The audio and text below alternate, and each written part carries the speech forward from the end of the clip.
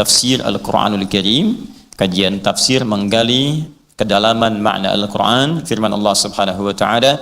Dan hari ini saya perkenalkan kitab baru setelah kita mengenal tafsir Al-Quranil Azim, ya, karya Al-Imam Ibnu Katsir rahimahullah, kemudian juga tafsir Al-Jalalain di pertemuan yang lalu.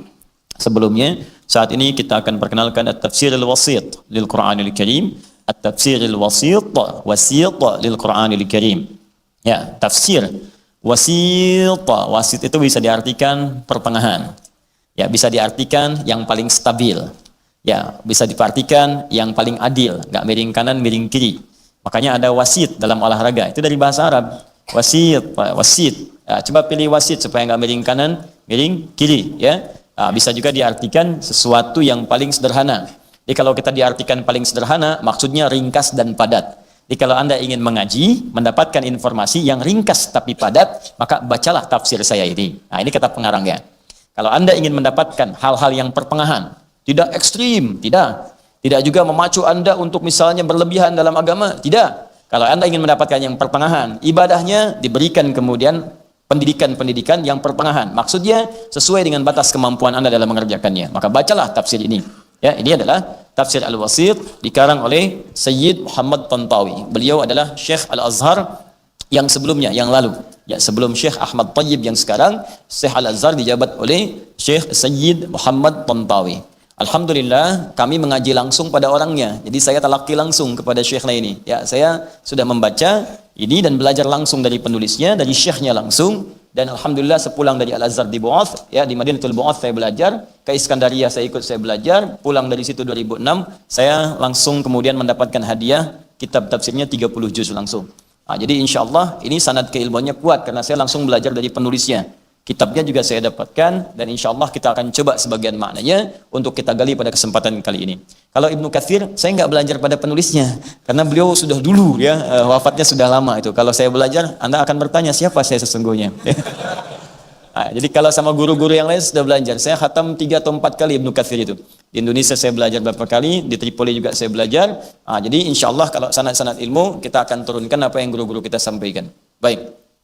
Bismillahirrahmanirrahim. Di pertemuan lalu kita telah baca tentang kalimat iyyaka na'budu wa iyyaka nasta'in. Ingat harakatnya menggunakan hamzah, ya. Iya, ada tasydidnya. Iya, ingat bukan iya. Kalau tidak ada tasydidnya, maka berarti dhau'us syamsi, itu sinar matahari. Ingat ya?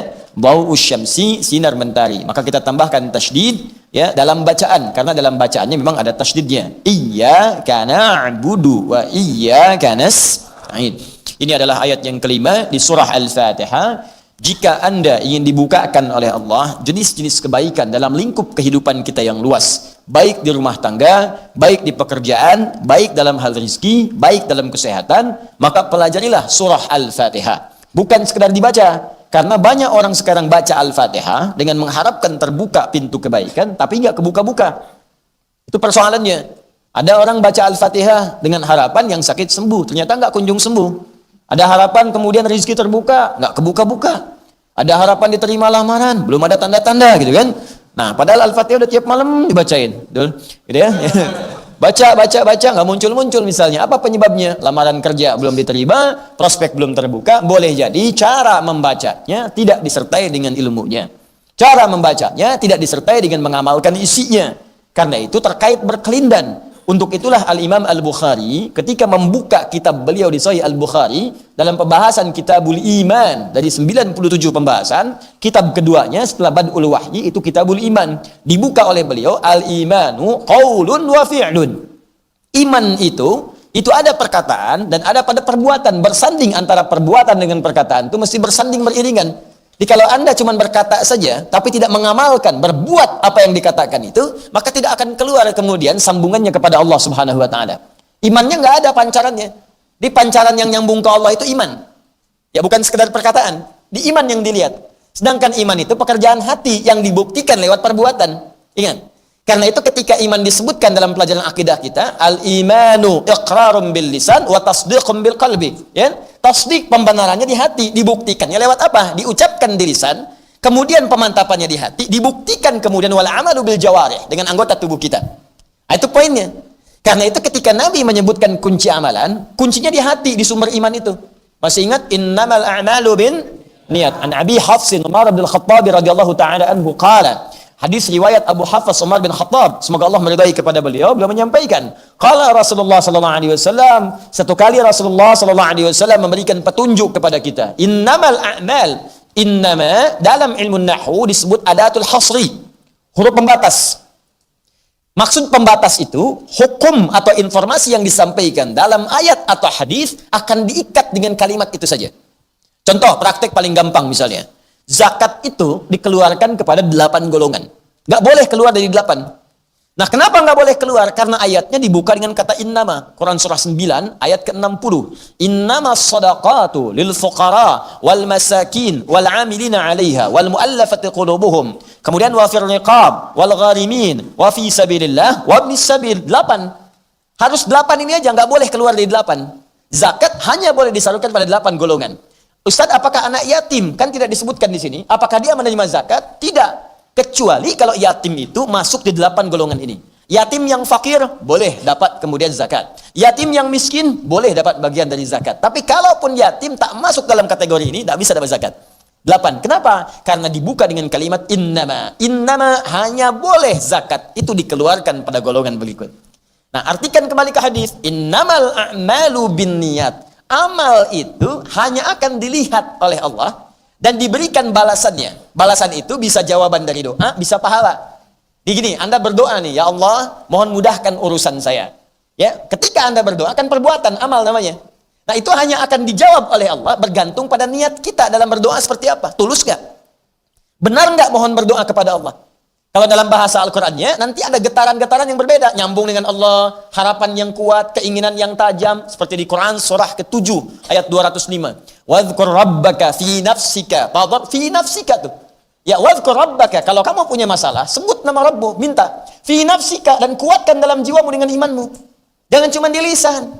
Kalau cuma di lisan, anak kecil pun bisa minta begitu. Ya Allah, aku minta mainan, tapi kan gak nyampe dalam jiwanya. Ya, Anda kalau mau berdoa, bedakan dengan anak-anak kecil, rasakan dalam jiwa, minta yang benar. Hadirkan dalam jiwa kita. Itu yang dimaksud innamal a'mal, sungguh semua perbuatan itu bin niat, kembali kepada niat. Niat itu amalan hati. Inti dari niat itu iman kita. Imannya. Salat juga begitu, bukan dilihat gerakannya. Gerakan mesti benar secara fikih, tapi yang paling menentukan pahala bukan fikihnya, tapi tauhidnya, imannya. Makanya ada orang benar rukun fikihnya, tapi bermasalah niatnya. Itu disebut celaka oleh Al-Quran. Ya, orangnya benar, takbir sampai salam sempurna, cuman yang nggak sempurna amalan hatinya. Begitu dia salat, ada yang salah dalam jiwanya. Yang benar itu kan ibadah, ingin dilihat Allah, namanya ihsan. Anta'budallaha ka'annaka tara, fa illam takun tarahu fa innahu yarak. Ini kuncinya. Di hadis Muslim nomor hadis yang ke-8. Ihsan itu engkau beribadah kepada Allah Subhanahu wa taala dan engkau merasakan diawasi oleh Allah walaupun kau tak mampu melihatnya, tapi yakini engkau dilihat oleh Allah. Jadi orang ibadah itu pengen dilihat Allah, bukan pengen dilihat orang. Ibadah yang ingin dilihat Allah disebut ihsan namanya. Orangnya muhsin. Ibadah yang ingin dilihat oleh orang lain disebut riya namanya. Karena itu ketika ada orang salat yang riya, turun kecaman, fawailul lil musallin, celaka orang salat.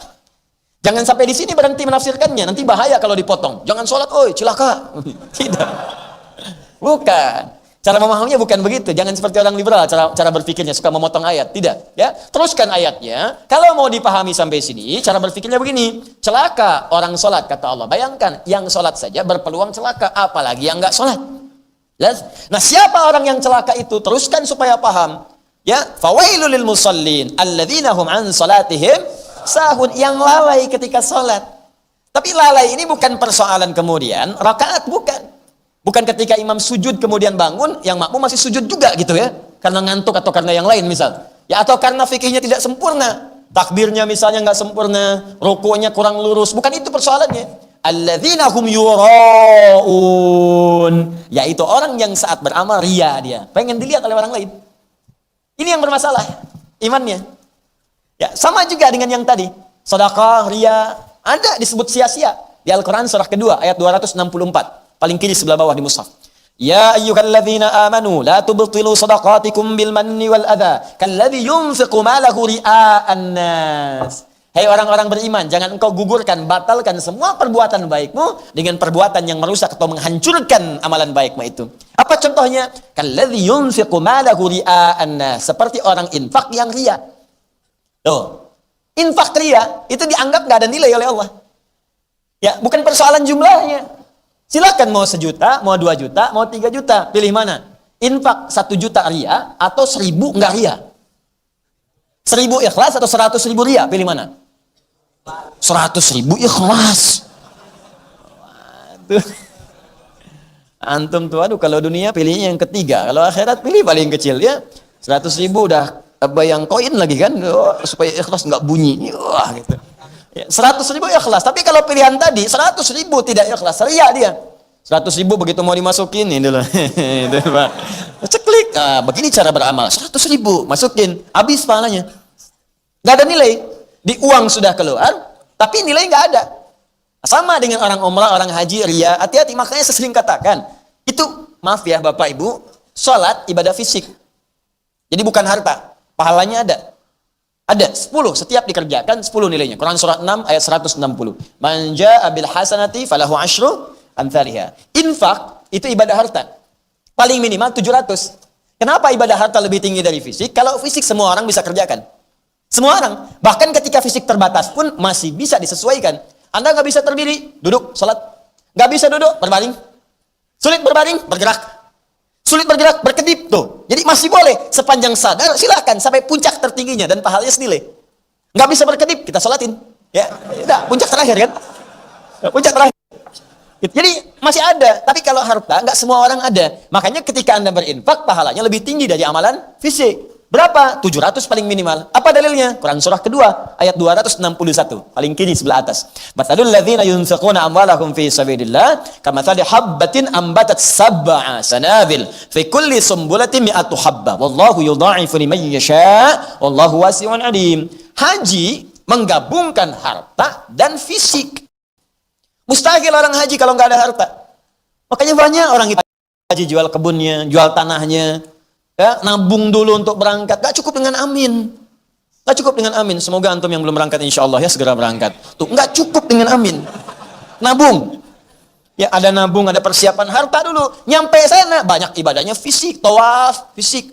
Sa'i, fisik. Lontar jumroh, fisik. Mabit, fisik di Muna, Muzdalifah. Wukuf di Arafah, fisik. Yang tarawiyah, fisik, dan harta. Makanya nggak ada balasan yang sesuai antara ini yang menggabungkan fisik dan harta kecuali harus tingkat paling tinggi. Kata Nabi, al-hajjul mabrur laisa lahul jazaa illal jannah. Haji yang mabrur yang benar itu, yang dilakukan dengan benar, berubah perilakunya jadi baik, maka nggak ada pahala yang setimpal kecuali surga. Makanya jangan sampai tukar surga itu dengan ria. Sekarang banyak yang terjadi. Baru tawaf sudah ria. Subhanallah, alhamdulillah, wala ilaha illallah. Itu banyak Pak Ibu. Silakan aja cek. Itu kita sayangkan. Jadi jika Anda ingin mengucapkan kalimat-kalimat dalam Al-Quran, termasuk Al-Fatihah, maka jangan sekedar diucapkan di dalam lisan kita, mesti ada dorongan iman dalam jiwa kita yang mendorong ucapan itu keluar di lisan kita. Kalau benar ucapan ini masuknya lewat iman, isinya dengan iman, maka seketika akan langsung sampai kepada Allah yang maha gaib, yang disambungkan dengan kalimat itu. Iman kan sifatnya gaib. Gak nampak kan? Tapi dirasakan. Allah punya sifat gaib. Tak nampak sekarang dalam pandangan, tapi terasa semua hasil ciptaannya. Makanya ketika disebutkan kalimat iman pertama dalam Al-Quran, disambungkan dengan kalimat gaib. Al-Baqarah ayat 3. Alladzina yu'minuna bil ghaib. Karena itu ketika Anda memohon kepada Allah, mesti dimulai dengan kalimat iman, sambungkan ke lisan, minta kepada Allah Subhanahu wa taala. Sekarang bagaimana cara kita mengaktifkan iman itu sehingga dia hadir dalam setiap apa yang ingin kita lakukan dan kita mohonkan kepada Allah Subhanahu wa taala. Makan pakai iman, minum pakai iman, kerja pakai iman. Nanti saya berikan keterangan ayat dalam Al-Quran. Ketika Anda kerjakan karena iman, belum Anda minta, ada yang Allah sudah berikan kepada orang-orang itu. Dan ayatnya banyak dalam Al-Quran. Bagaimana caranya? Itu yang akan kita bahas setelah menunaikan salat Isya berjamaah, masih dalam kalimat iyyaka na'budu wa iyyaka nasta'in. Subhanakallahumma bihamdika asyhadu an la ilaha illa anta astaghfiruka wa atubu ilaik. Assalamualaikum warahmatullahi wabarakatuh. Hadirin sekalian, saudara-saudariku dan pemirsa dimanapun Anda berada, alhamdulillah kita telah menunaikan salat Isya berjamaah waktu Indonesia bagian barat, tersambung langsung dari Masjid Al-Ihsan, Pondok Timur Mas, Villa Jakastia, wilayah Bekasi. Semoga seluruh yang telah menunaikan salat Isya diterima oleh Allah Subhanahu wa taala, seluruh salatnya, doa-doanya, amalan-amalannya. Juga demikian sebagian saudara-saudari kita di sebagian wilayah di muka bumi ini yang belum memasuki salat Isya, semoga diberikan oleh Allah kekuatan dan semangat untuk menunaikan ibadah ini dengan khusyuk insyaallah. Kita lanjutkan. Iyyaka na'budu wa iyyaka nasta'in. Jika seseorang ingin dibuka oleh Allah segala peluang-peluang kebaikan dan pintu-pintu kebaikan, kita akan mulai teruskan pada pembahasan dan hikmahnya dan turunan pembahasan tafsirnya setelah kita kaji nilai bahasa dari kalimat iyyaka na'budu. Di pertemuan yang lalu kita telah bahas kalimat na'budu dengan makna ibadah, yaitu al-khudu', ada kepatuhan, ketundukan, dan makna-makna lain yang telah kita uraikan. Sekarang kita akan sambungkan dengan kalimat iyyaka na'budu, seperti apa maknanya, yang dengan itu akan membuka peluang pintu kebaikan yang kita harapkan. Saya coba tuliskan sejenak kalimat dimaksud. Bismillahirrahmanirrahim.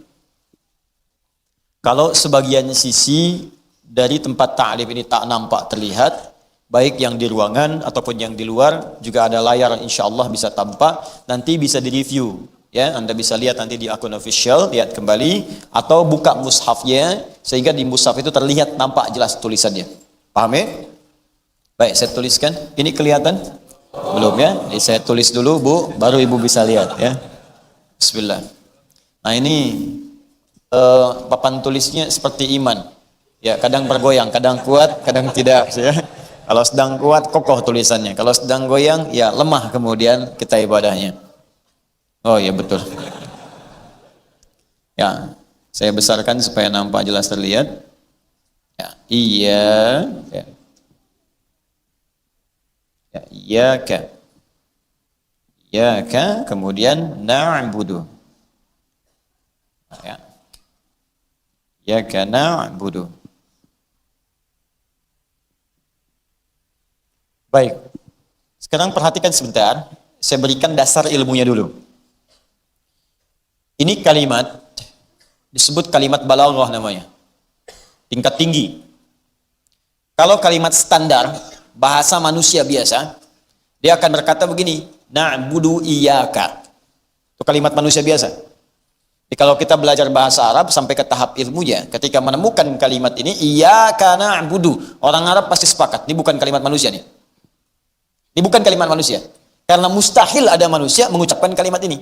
Ini pasti ya sebuah firman bukan bersumber dari manusia, tapi bersumber dari Rabbul Izzah, pencipta makhluk di alam semesta ini. Ya, karena kalimatnya berbeda dengan susunan kalimat manusia biasa. Nanti kalau Anda biasa belajar Al-Quran, baca Al-Quran, apalagi belajar dengan ilmunya, bahkan jangankan bahasa Arab, ilmu mantik saja, ilmu logika, Anda akan langsung simpulkan ini bukan karya manusia. Dan ini bukan makhluk, ini pasti firman Allah yang beda dengan bahasa makhluk. Ini, apa lawan dari kata hidup? Apa lawan dari kata senang? Baik, senang lawannya apa? Sedih. Apa lawan dari kata kaya? Miskin. Nah, manusia, ya manusia. Baik, apa lawan dari kata tambah? Kurang, itu manusia. Sekarang Quran surah ke-14 ayat 7. La in syakartum la azidannakum. Kalau kalian bersyukur, aku akan tambah nikmat untuk kalian, tambah. Wala in kafartum, tapi kalau kalian enggak syukur, ingkar. Lawan dari tambah apa? Kurang kan? Kalau bahasa manusia, aku akan kurangi. Tapi karena Allah yang firmankan, bukan dikurangi, karena sifat Allah enggak pernah mengurangi nikmat. Sifat Allah tidak akan pernah mengurangi nikmat sebagai seorang hamba. Kalau sudah diberikan, sempurna diberikan takarannya. Walladzi qaddara fahada.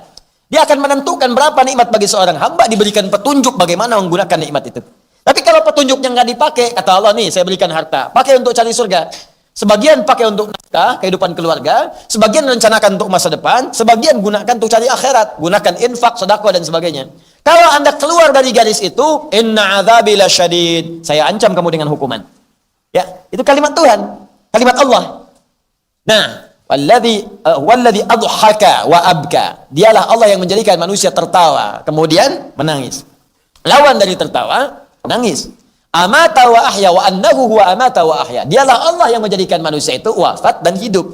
Ya, hidup lawannya wafat. Tapi ketika Allah berkata, perhatikan kalimatnya, wa annahu huwa aghna wa aqna. dan dialah Allah yang menjadikan manusia kaya dan cukup. Padahal bahasa manusia kaya dan miskin. Tapi ketika Allah berfirman kaya dan cukup, karena nggak ada Allah punya keinginan membuat hambanya miskin, nggak ada. Yang ada cukup, Pak. Miskin itu ketika seorang hamba nggak pernah merasa cukup, maka miskin dia. Orang miskin itu bukan orang nggak punya. Orang miskin itu orang yang ketika diberi nggak pernah merasa cukup. Tabungan ratusan miliar, aset banyak, rumah mewah, mobil melimpah, masih korupsi. Itu orang miskin tuh. Karena nggak pernah merasa cukup. Ya, yang nggak punya mobil saja bisa ke masjid. Yang dikasih sepeda, kasih mobil, kasih motor, masih belum cukup juga itu semua mengantarkan dia ke masjid. Miskin orang itu. Miskin. Jadi jangan bangga kalau harta Anda banyak, rumah Anda mewah, tapi itu belum mengantarkan Anda untuk ibadah. Berarti Anda masih miskin. Karena Anda belum merasa cukup mendapatkan wasilah untuk mengantarkan ibadah. Harusnya berpikirnya itu lebih dalam lagi. Ini orang banyak banget yang kaya ya. Nggak punya sepeda, masih ke masjid. Kaya. Artinya dia nggak butuh sepeda. Dia nggak butuh motor. Dirinya aja udah cukup mengantarkan dia ke masjid. Ini orang miskin banyak. Nggak punya pesawat, belum ke masjid juga. Mau pakai apa? Ada cara berpikir pakai iman tuh begitu. Nah, sekarang ini kalimat. Kalau kalimatnya kalimat manusia, na'budu iya. Itu standar. Kami akan menyembahmu. Ya, tapi ketika ini berubah kalimatnya dengan firman bahasa Allah Subhanahu wa taala. Perhatikan kalimatnya. Iyyaka na'budu. Dalam bahasa ilmu balaghah disebut taqdim wa ta'khir. Ada yang diawalkan, ada yang diakhirkan. Lebih spesifik lagi, ketika kita ingin mengkhususkan sesuatu dan mengawalkannya, mengedepankan sesuatu yang spesifik, maka berubah ilmunya dalam balaghah disebut dengan al-ikhtisas. Hukum ikhtisas namanya. Saya berikan dulu ilmunya supaya paham. Saya tidak ingin Anda menghafal. Kalau menghafal mudah. Jangankan Anda, anak kecil 3 tahun, ajarkan. Iyyaka na'budu wa iyyaka nasta'in. Hafal. 4 tahun hafal Quran. Ya, jangankan menghafal, maaf, untuk mengulang kalimat mudah. Jangankan manusia, beo Anda, ajarin. Iyyaka na'budu wa iyyaka nasta'in. Diulang sama dia. Iyyaka na'budu wa iyyaka nasta'in. Iyyaka na'budu wa iyyaka nasta'in. Tuh. Jadi kalau cuma ada yang bisa bacain 17 kali sehari, dan nggak paham artinya, nggak bisa mengamalkan, kalah sama beo dia. Paham? Ya. Halo? Ya, ingat. Coba bedakan antara manusia dengan kalau beo cuma diulang-ulang. Ya kena na'budu, ya kena nasta'in, ya kena na'budu, ya kena nasta'in. Kita tidak baca dengan ilmunya untuk menunjukkan bahwa anugerah ayat itu diberikan untuk mendapatkan keistimewaannya. Nah, ini rumus pertama, yang ini disebut ikhtisas namanya, al-ikhtisas. Awas, ini penting saya ajarkan ilmu ini supaya kita paham cara bacanya bagaimana. Ikhtisas. Ikhtisas itu hanya mengkhususkan satu hal pada satu objek saja dan tidak memberikan peluang pada yang lainnya. Hanya mengkhususkan satu hal pada satu objek saja, ini saja, yang lain tidak. Jelas ya? Jadi kalau ada ilmu ikhtisas di al-balaghah, di balaghah, artinya hanya yang ini saja, yang lain tidak. Nggak berlaku bagi yang lain. Satu saja, tidak ada yang lainnya. Nah, jadi ketika Anda mengatakan iyyaka, didahulukan iyyakanya sebelum na'budu, perhatikan, seakan-akan Anda ingin mengatakan saya khususkan seluruh ibadah saya. Mau salat saya, hati-hati, mau baca Al-Quran saya, mau puasa saya, mau semua jenis ibadah saya, bahkan hidup saya, mati saya hanya untukmu saja ya Allah. Khususkan pada Allah saja, bukan pada yang lain. Inna salati wa nusuki wa mahyaya wa mamati lillahi rabbil, hanya untuk Allah saja. Maka kalimat singkatnya dahulukan, kedepankan kalimatnya, buat dengan lafaz yang sangat singkat. Iyyaka, ka-nya menunjuk kepada Allah. Ini hanya untukmu saja ya Allah, tidak yang lain. Nah, jadi kalau kita ingin beribadah, lihat baik-baik ini. Kalau kita ingin kerjakan apapun ibadah, maka diingatkan oleh Allah pertama kali, kunci dari semua ibadah itu adalah tujukan semuanya hanya untuk Allah saja. Puncakkan semuanya. Apapun yang kita kerjakan. Kalau sudah paham ini, kunci yang ini, baru kita bicara tentang definisi ibadah. Apa itu ibadah? Dan bagaimana menjadikan semua ibadah ini karena Allah saja. Ketika Anda jadikan semua ibadah karena Allah, maka akan terbuka semua pintu-pintu kebaikan yang kita inginkan itu. Jadi banyak orang mengerjakan yang ini, tapi gagal dalam memahami yang ini. Padahal ini kuncinya. Nah, sekarang kita turunkan. Yuk, nanti kita praktek di ayat-ayat Al-Qurannya. Misal, jenis ibadah itu doa. Kita sudah ambil doa kan? Nah, misal, di antara makna ibadah, doa. Doa itu bagian dari ibadah. Ad-doa. Ya. Bahkan secara bahasa, doa itu nama lainnya ibadah. Ya, kalau Anda mengaji Sahih Al-Bukhari, kemudian Anda masuk ke Kitabul Iman, pada hadis bagian nomor 2, paling kiri sebelah atas, ada pembahasan ad-du'a'u wal iman. Iman itu intisarinya ada pada doa. Doa itu bagian dari intisari iman. Kemudian di bawahnya ad-du'a'u fil lughati al-ibadatu. Yang dimaksud dengan doa itu secara bahasa adalah ibadah. Karena itu ketika Allah berfirman di Quran surah ke-7 ayat 180, wa qala rabbukum ud'uni astajib lakum. Rabbu berfirman kepadamu, ya, awas, berdoalah kepadaku, maka aku akan menjawab. Innal ladzina yastakbiruna an ibadati. Sungguh orang-orang yang sombong yang tidak mau berdoa kepadaku. Berdoa di sini menggunakan kata ibadah. Yastakbiruna an ibadati. Orang-orang yang sombong enggak mau berdoa kepadaku. Doa di sini disebut dengan ibadah. Innal ladzina yastakbiruna an ibadati. Ibadah. Us.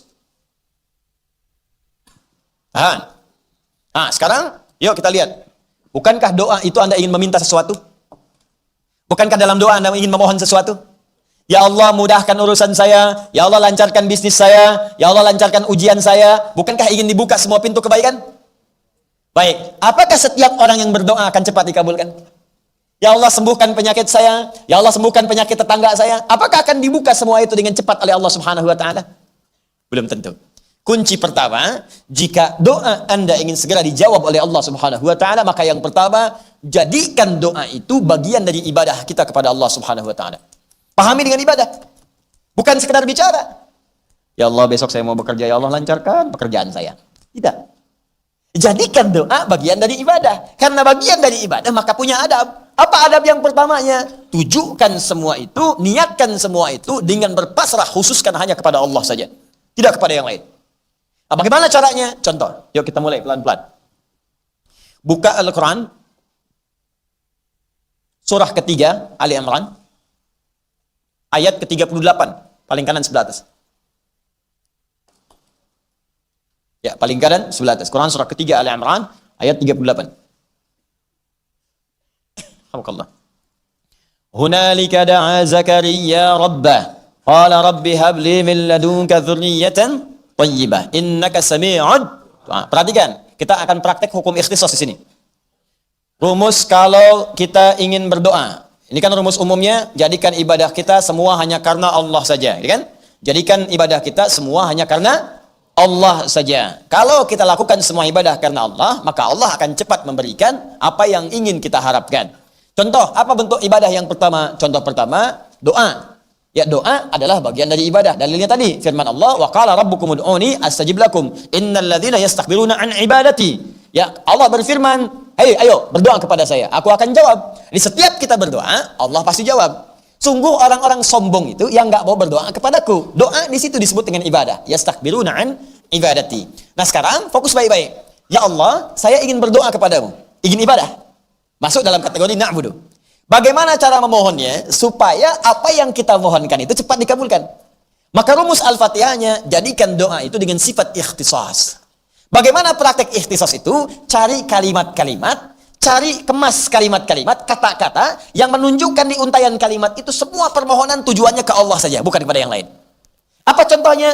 Kita ambil Al-Quran surah ketiga ayat 38. Di sini kisah Nabi Zakaria alaihi salam. Bagi yang kisahnya serupa, silahkan amalkan. Boleh jadi ditampilkan dalam Al-Quran sebagai bimbingan kepada kita. Kalau punya situasi serupa, jangan cari doa yang lain, pakai doa yang ini.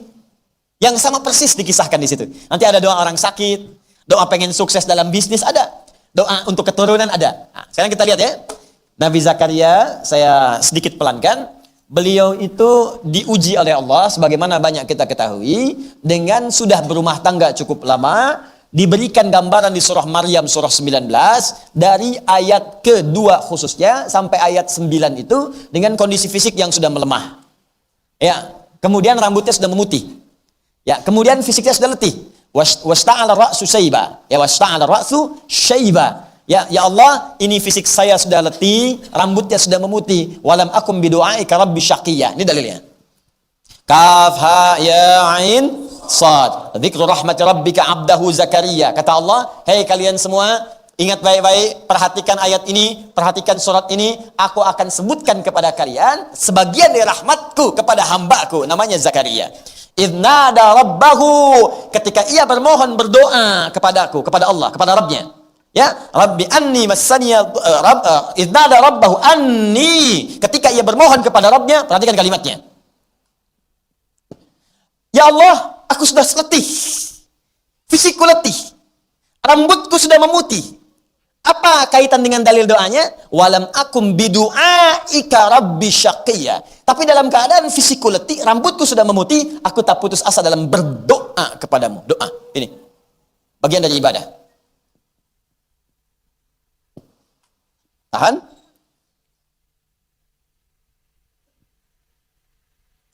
Rabbi inni wahanal azmu minni. Ya Allah, tulang-tulangku sudah mulai letih nih. Ya. Kemudian diteruskan ke rambut sifatnya, washta'ala ra'su syaiba, rambut sudah memutih. Jadi Anda bayangkan, walam akum bidu'aika rabbi syaqiyya. Tapi sejak aku berumah tangga sampai keadaan seperti ini, aku diuji belum punya keturunan, aku tak pernah putus asa dalam berdoa. Coba lihat ya kalimat ini. Bapak Ibu sudah berumah tangga, dari rumah tangga sudah menikah, maaf ya, rambut masih hitam, belum dikasih keturunan. Sampai rambut sudah putih, fisik sudah letih. Artinya sudah sepuh, ya. Tapi dalam kondisi itu pun masih yakin dengan Allah. Nggak pernah berpikir yang lain. Nggak pernah minta-minta kepada yang lain. Masih yakin, saya khususkan doa saya kepada Allah saja. Saya yakin pasti dijawab. Ini adab yang pertama. Jadi ikhtisas yang pertama itu, kalau Anda ingin memohon sesuatu, maka hadirkan puncak harapan kita yang paling dalam hanya kepada Allah saja. Walaupun situasi yang dihadapi oleh kita, kata orang mustahil. Ya, biarin aja orang bilang apa. Ini Nabi Zakaria lebih dahsyat lagi. Rambut memutih, fisik sudah letih, istrinya divonis oleh medis, sudah monofos dan mandul. Jadi kata medis gak mungkin punya keturunan. Tapi apa yang menjadikan beliau kemudian begitu yakin doanya akan dikabul? Ini, ikhtisas ini. Mustahil bagi manusia, tidak ada yang mustahil bagi Allah Subhanahu wa taala. Maka dihadirkan puncak keyakinan yang paling dalam, saya ingin khususkan permohonan pada Allah saja yang tidak punya batas mustahil dalam kehidupan. Setelah ada keyakinan kuat ini, baru kalimatnya muncul. Perhatikan kalimatnya di Quran surah ketiga ayat 38. Fokus baik-baik. Hunalika da'a Zakaria rabbah. Maka di mihrab itu Nabi Zakaria bermohon kepada Rabbnya. Qala rabbi habli min ladunka dzurriyyatan thayyibah innaka sami'ud du'a. Fokus baik-baik. Ya, saya terjemahkan dulu. Qala rabbi habli. Ya Allah, yang tidak punya batas dalam pemberian, mohon anugerahkan kepadaku keturunan. Milladunka, dari sisimu saja. Karena orang lain mengatakan kau nggak mungkin punya keturunan. Secara medis ditolak. Secara klinis mustahil. Maka aku tinggalkan mereka, aku khususkan permohonanku kepadamu saja. Perhatikan baik-baik. Innaka sami'ud du'a. Ini yang pengen saya jelaskan. Ini yang dimaksud ikhtisasnya. Innaka sami'ud du'a. Innaka sami'ud du'a. Kenapa ini Pak Bu ya? Saya kotakin ya. Innaka sami'ud du'a. Perhatikan bagaimana cara menerjemahkan kalimat ini dengan kalimat yang sangat indah. Terjemahan yang sangat menyentuh. Ini kalau orang baca bahasa dengan orang Arab, baca kalimat seperti ini dalam sekali maknanya. Bapak Ibu sekalian, perhatikan baik-baik. Pertama, di sini digunakan penguat nun taukid. Inna. Harfu nasbin. Wa taukidin. Tansibul isma wa tarfa'ul khabar. Harfu nasbin, huruf yang menasabkan. Kalau di ilmu nahwu menasabkan kalimat setelahnya menjadi fathah. Tapi kalau di ilmu lughah, ini bukan sekedar menasabkan, menjadikan harokat setelahnya fathah. Misal, inna setelahnya ada masjid, harokat di ujungnya fathah. Innal masjidah, pasti a, fathah, fathah, fathah. Itu nahwu. Tapi kalau ngaji ilmu lughah, nasbin itu artinya menguatkan, menancapkan sesuatu kepada jiwa. Orang Arab mengatakan nasabar rajulu asahu alal ardi. Seorang lelaki menancapkan tongkatnya ke bumi begini. Tancap, kuat. Sehingga gak goyah. Nah, kalau kalimat menggunakan inna, itu artinya kita ingin mengungkapkan sesuatu dengan kuat. Saking kuatnya kita tancapkan keyakinan dalam hati kita. Ya, jadi kalau dalam bahasa kita begini, ya Allah, saya yakin seyakin-yakinnya Dan saya tancapkan keyakinan itu di hati saya. Kak, cuman engkau ya Allah. Sami'ud doa, yang pasti mendengar doa saya. Jadi saya tancapkan keyakinan itu di jiwa saya. Hanya engkau yang pasti mendengar doa saya. Kalau pada yang maha mendengar saja tidak mengabulkan, di sini ikhtisasnya. Kalau pada yang maha mendengar saja tidak mengabulkan, lantas kepada siapa lagi aku mesti memohon? Dalam sekali. Jadi ketika mengkhususkan sesuatu minta kepada Allah, dicarilah oleh Anda semua kalimat yang sangat menyentuh, yang dengan kalimat itu sulit rasanya untuk mengelak. Dan sulit rasanya untuk ditolak. Ya, bagaimana Allah bisa menolak dengan kalimat seperti ini? Perhatikan, ya Allah, aku tancapkan keyakinan yang paling dalam. Bahwa hanya engkau yang maha mendengar doa saya. Kalau yang maha mendengar saja tidak mengabulkan doaku, lantas kepada siapa lagi aku mesti meminta? Kalau dengan segenap keyakinan ini aku sudah memohon, belum kau kabulkan juga, tolong tunjukkan kepada aku ya Allah, dengan cara apa lagi aku mesti memohon kepadamu? Jadi kalimat itu. Jadi kalau Bapak Ibu perhatikan bahasa-bahasa Al-Quran, itu para Nabi dan Rasul itu sering mencari kalimat-kalimat dan penjabaran dari makna ikhtisas ini. Sering. Banyak sekali. Contoh, buka Quran surah ke-21 Al-Anbiya. Ayat ke-83 sampai 84. Kisah Nabi Ayub. Ya, kenal Nabi Ayub? Tidak. Awas, hati-hati. Ibu kenal Bu? Tidak. Nabi Ayub apa ujiannya? Sakit. Ya. Sakitnya itu tidak seperti sakit zaman orang-orang sekarang, atau bahkan sejak Nabi Muhammad SAW diutus. Beliau pernah sakit, tapi Allah menurunkan tentang kisah Nabi Ayub. Seakan ingin mengatakan, Muhammad SAW kamu sakit, ada yang lebih parah dari kamu penyakitnya. Dalam keadaan sakit pun dia tidak mengeluh, tapi menancapkan keyakinan dalam jiwanya, Allah pasti akan menyembuhkan penyakitnya. Awas Bu ya Pak ya, kunci pertama itu yakin dulu. Inna, taukid, nasab, yakinkan. Jadi kalau Anda berdoa nggak yakin, tak akan dikabul Pak. Bu, tak akan dikabul. Ya Allah, mohon ya Allah, jadikan aku bisa mendapatkan tender besok ketika tender ya Allah. Itu pun kalau engkau yakin ya Allah, aku jadi baik. Kalau tidak terserah engkau, yang akan jadi. Ya Allah, besok aku akan lamaran. Mohon ya Allah, lembutkan hati kedua orang tuanya agar menerima lamaran yang aku sampaikan. Itu pun kalau menurut engkau, dia yang terbaik untukku. Minta yang yakin doanya. Istighfar dulu, ta'aruf yang baik, minta yang baik, minta dengan penuh kekuatan. Ya Allah, anugerahkan kesembuhan kepadaku ya Allah. Sekarang kita lihat bagaimana Nabi Ayub memohon. Lihat baik-baik. Quran surah ke-21 ayat 83. Wa ayyuba, pakai fathah. Yuk ngaji pakai ilmu nahwu, dipakai ilmunya. Wa ayyuba, Allah tidak mengatakan wa ayyubu wa ayyubi. Padahal mubtada di awal kalimat itu pasti rafa. Mubtada di awal kalimat pasti rafa, alamatnya dhammah. Tapi karena ataf, orang berkata, Ustaz ini ataf, wawunya ikut kepada huruf sebelumnya, makanya fathah. Bukan seperti itu juga. Kalau kita pakai ilmu lughahnya, apalagi lughatul Quran, wa ayyuba, fathah itu sesuatu yang terbuka. Kalau ada informasi dibuka oleh Allah menggunakan fathah, maka cara menerjemahkannya adalah wa ayyuba, dan sekarang aku akan buka kisah Ayub alaihissalam. Saat aku uji dia dengan penyakit yang paling berat yang pernah dirasakan olehnya, tak pernah dialami oleh orang sebelumnya, tak akan dirasakan oleh orang setelahnya. Nah, sekarang perhatikan baik-baik. Iznada rabbahu, ketika beliau saat sakit itu tidak putus asa berdoa kepada Allah Rabbnya. Doa sakit nih Bu, Pak. Awas, hati-hati, fokus. Anni massaniyad-durru wa anta arhamur rahimin. Ya Allah, penyakit itu telah mulai melukaiku, maksudnya mengganggu aku untuk memaksimalkan ibadah kepadamu. Oh, indah. Nih kaidah yang ketiga. Satu, yakin. Ingat kan? Sudah tadi ya? Kalau berdoa mesti yakin. Dua, cari kalimat yang indah, yang menyentuh, yang seakan-akan kalau disampaikan gak ada peluang untuk ditolak. Yang ketiga, lihat sini.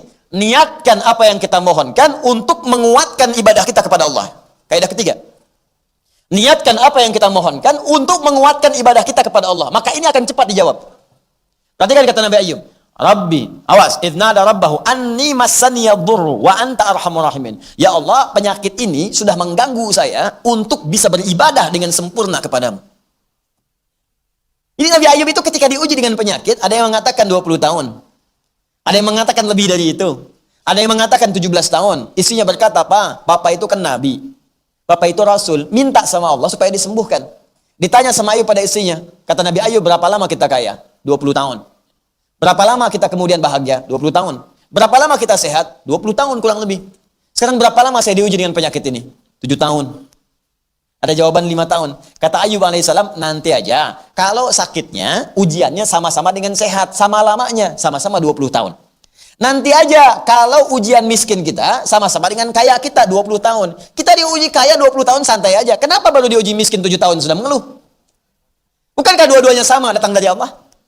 Nanti kalau ujian kemiskinan kita sama dengan kaya kita jumlahnya 20 tahun, baru aku memohon kepada Allah. Malu rasanya, dikasih kaya 20 tahun, kita biasa-biasa. Dikasih miskin baru 7 tahun sudah mengeluh, aku malu kepada Allah. Ayub ahli surga, teman-teman. Nabi Rasul, dikasih miskin 7 tahun, tidak mengeluh. Antum Nabi bukan, Rasul bukan. Baru gagal proyek sekali saja sehari, dan hidup tuh masih cukup, masih sudah bikin status. Apakah engkau sudah tidak menyayangiku lagi ya Allah? Wah.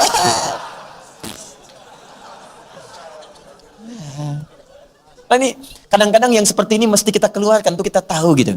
Untuk kita paham. Nah, yang menarik begini, tapi ketika penyakit itu mulai mengganggu beliau untuk ibadah. Kalau urusan dunia biasa, tapi ketika mulai mengganggu ibadah, sudah nggak enak lagi, sudah mulai terganggu kekhusyuan, baru minta kepada Allah. Anni masaniya dhur, ya Allah, ini penyakit sudah menyakiti saya, mengganggu saya nih. Bukan karena ke fisiknya saja, ibadah saya jadi nggak sempurna. Nah, jadi diniatkan kesembuhan itu untuk mendukung ibadahnya. Lalu disambung dengan kalimat yang indah, wa anta arhamur rahimin. Sedangkan engkau ya Allah, Tuhan yang paling sayang kepadaku.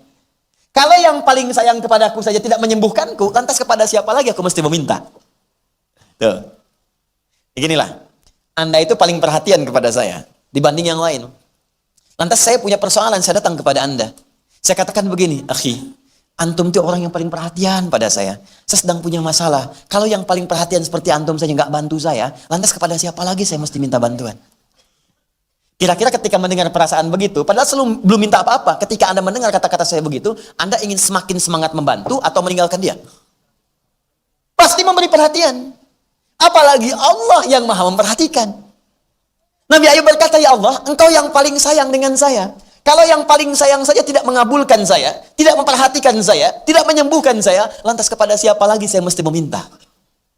Dan saya pun saat minta ini, ya Allah, bukan untuk dari dunia, untuk ibadah kepadamu. Kalau untuk minta ibadah saja tidak engkau permudah, lantas bagaimana saya mesti ibadah kepadamu? Tuh. Jadi kalau Anda mau minta kepada Allah, jangan cari dunia. Perkuat ibadah kita. Kumpulkan akhirat kita. Ya Allah, saya selama ini sudah berusaha untuk sholat. Namun saya khawatir, ya Allah, kalau saya wafat, saya belum bisa menunaikan perintahmu untuk berzakat, ya Allah. Berikan saya kemampuan sebelum wafat untuk berzakat, ya Allah. 25 juta aja. Gitu, cerdas. Mintanya dengan cerdas. Zakat 25 juta itu, zakat itu berapa persen? 2,5%. Artinya kalau minta zakat 2,5%, nilainya 25 juta, dikasih oleh Allah berapa? 1 miliar, Joni. Banyak.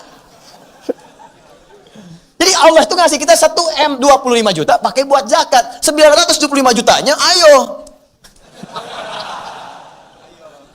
Pakai buat zikir, bangun rumah, ya, buat diisi sholat, diisi ibadah. Gitu caranya. Udah mulai dicatat tuh. Caranya begitu. Jadi kalau antum minta untuk dunia saja, iman antum di mana? Sebab yang minta rumah juga banyak. Non-muslim aja minta. Yang nggak beriman aja minta. Apa bedanya? Ya Allah, saya menginginkan semua orang sadar bahwa nikmat itu bersumber darimu. Berikan aku kesempatan untuk membuktikan, ya Allah, bahwa dengan kendaraan pun aku bisa beribadah kepadamu. Ya Allah, mohon ya Allah, mudahkan aku untuk mendapatkan motor itu. Supaya aku gunakan untuk ke ta'lim. Aku gunakan untuk sholat subuh. Itu. Besoknya dikirim NMAX. Itu. Nggak nanggung. Kadang-kadang ada yang minta motor dikasih mobil, ada. Ya, ada yang minta mobil, kasih sepeda, ada, itu lebih banyak.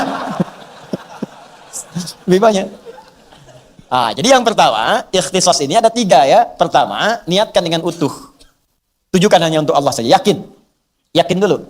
Kalau keyakinan nggak ada, susah. Yang kedua, cari kalimat-kalimat yang menyentuh, yang lembut. Ya.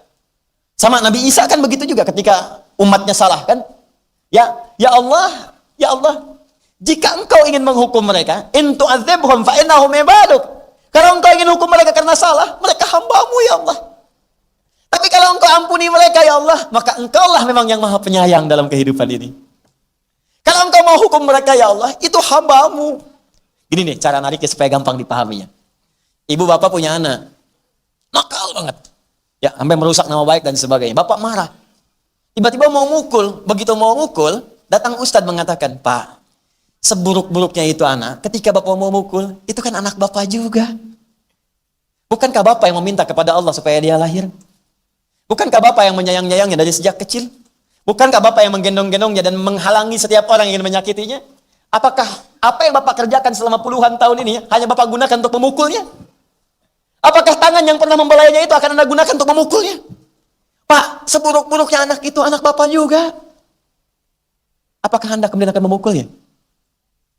Nah, jangan nakal ya. Nggak jadi mukul Pak. Ah, ini pukulannya. Ya, Bapak takut ketika tangan itu mulai mengenai pipimu, Bapak akan ditanya oleh Allah Subhanahu wa Ta'ala, kenapa engkau lukai titipan yang aku telah titipkan kepadamu? Maka kalau Papa nggak pukul kamu hari ini, itu artinya doa Papa supaya kamu bisa memudahkan hisab Papa di akhirat nanti.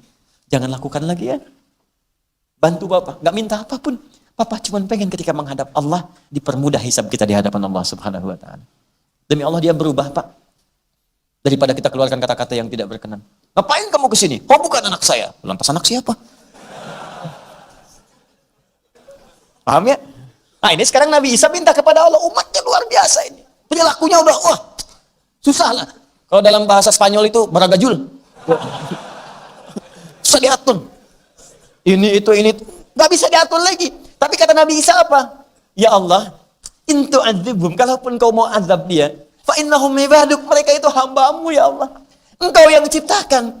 Apakah engkau menciptakan seorang hamba hanya untuk diazab? Indah kan kalimatnya? Tapi kalau engkau ampuni mereka ya Allah, karena memang engkau punya sifat penyayang, maka hamba mohon, kalau kalimat bebas itu begini, ya Allah, hamba mohon ya Allah, anugerahkan sifat sayangmu kepada mereka sebelum engkau keluarkan azabmu untuk mereka. Kalau sayang sudah turun, azab gak mungkin keluar. Paham? Karena rahmat Allah itu kalau sudah turun, maka akan mengalahkan azabnya.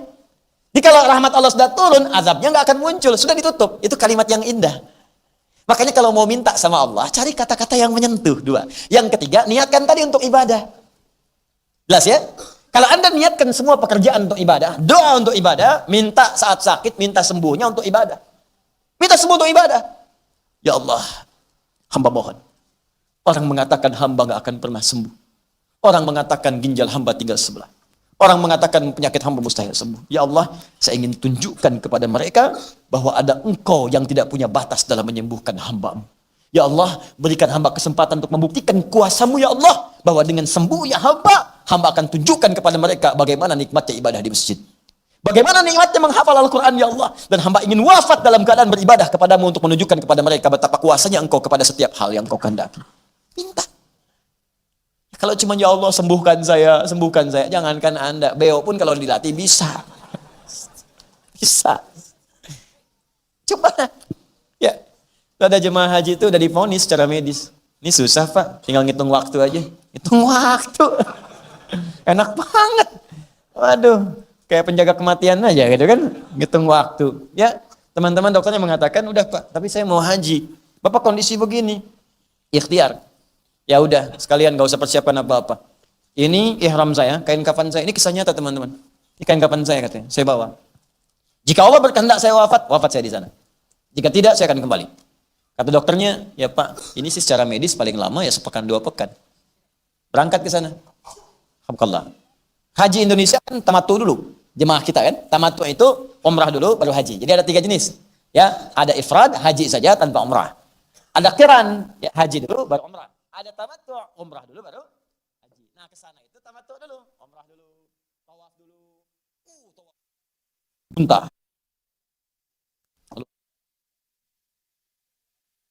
Di Arafah.